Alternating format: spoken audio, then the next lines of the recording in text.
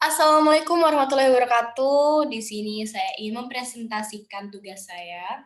Jadi ini tuh tugas Pancasila yang kayak yang tugasnya itu seperti lembar proyek kerja gitu. Nah, di sini saya mengambil judul Maling yang Merepotkan Polisi.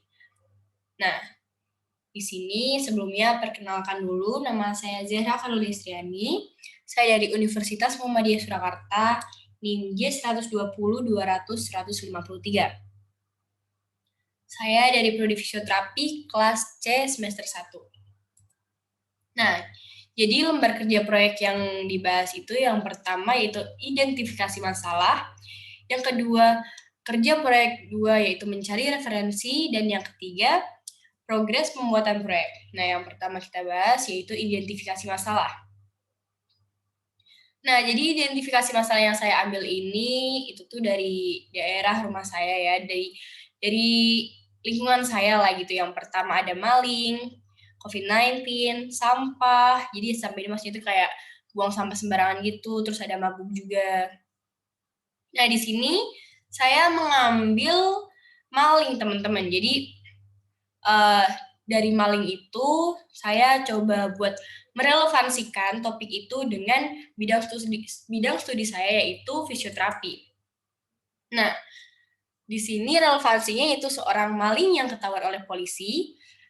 Nah, dia itu kan pasti kan dikejar kan ya sama polisinya. Nah, si maling tersebut mengalami kecelakaan itu, jadi kayak jatuh gitu. Nah, kalau dia jatuh itu pasti malingnya itu terkena kayak kayak sakit apa gitu. Nah, itu saya mengambil di sini yaitu dislokasi patella.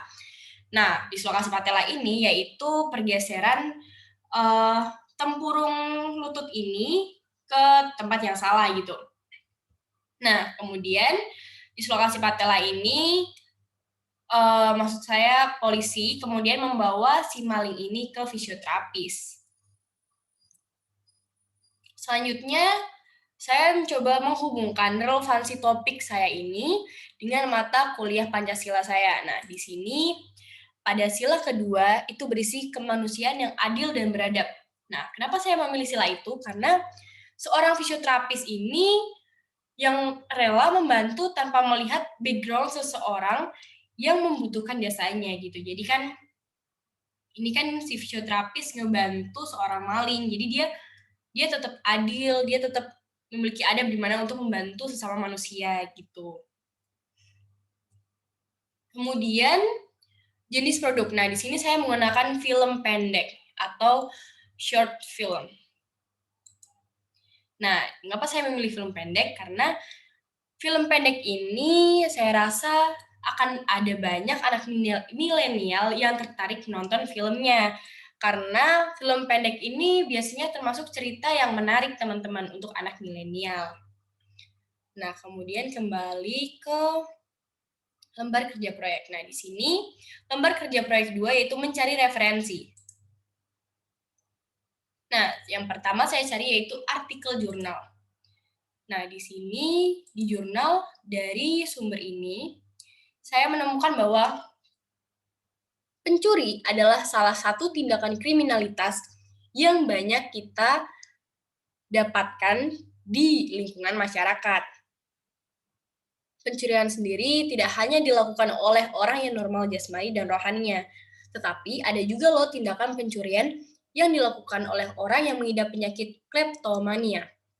Nah, dijelaskan juga dalam pasal 362 KUHP, barang siapa yang mengambil barang sesuatu yang seluruhnya atau sebagian kepunyaan orang lain dengan maksud dimiliki dengan melawan hukum diancam dengan pencurian dengan pidana penjara paling lama 5 tahun atau denda paling banyak Rp60.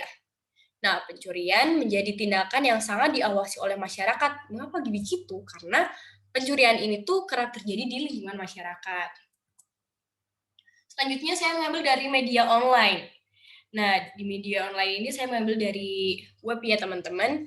Di sini saya menemukan bahwa dalam hukum kriminal, pencurian adalah pengambilan properti milik orang lain secara tidak sah tanpa seizin pemilik. Nah, kata ini juga digunakan sebagai sebutan informal untuk sejumlah kejahatan terhadap properti orang lain, seperti perampokan rumah, penggelapan, larceny, penjarahan, perampokan, pencurian toko, penipuan, dan kadang pertukaran kriminal. Dalam yurisdiksi tertentu, pencurian itu dianggap sama dengan larceny, sementara yang lain menyebutkan pencurian telah menggantikan larceny.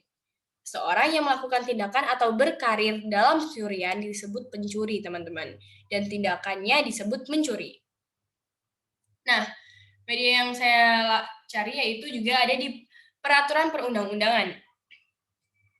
Nah, di sini dijelaskan pada pasal 362 KUHP, barang siapa yang mengambil barang sesuatu yang seluruhnya atau sebagian kepunyaan orang lain dengan maksud dimiliki dengan melawan hukum, diancam dengan pencurian, dengan pidana penjara paling lama 5 tahun atau denda paling banyak Rp60.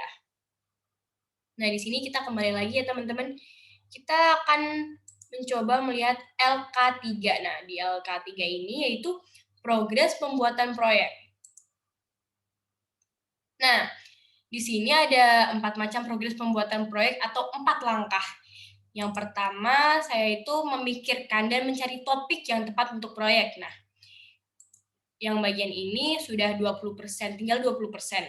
Kemudian yang kedua, langkah kedua yaitu melihat serta mencari referensi untuk proyek kerja di media sosial. Nah, ini tinggal 40% ya teman-teman. Kemudian yang ketiga yaitu mencari tokoh untuk memerankan karakter masing-masing yang dimiliki serta penghafalan skenario. Nah, ini tuh udah 60% teman-teman karena tinggal 60%. Nah, jadi di sini saya tuh udah dapet teman-teman yang akan membantu saya nanti gitu.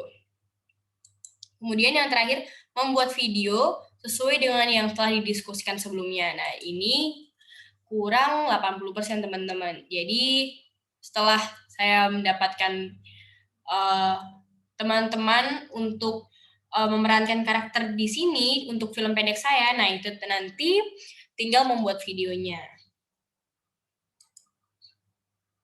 Terima kasih telah mendengarkan dan memperhatikan atas apa yang saya presentasikan. Semoga bermanfaat.